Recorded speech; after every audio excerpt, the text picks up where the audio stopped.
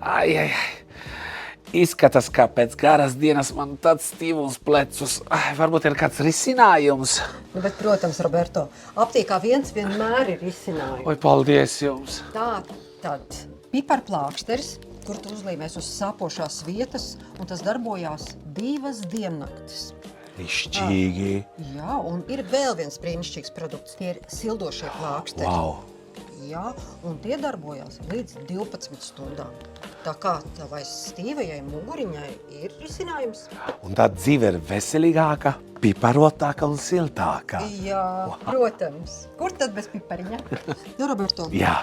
Tad siltais dzēriens tev ar citroniņu. Super.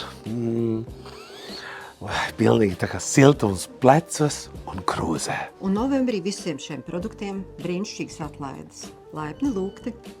Silti un priecīgi svētki jums visiem.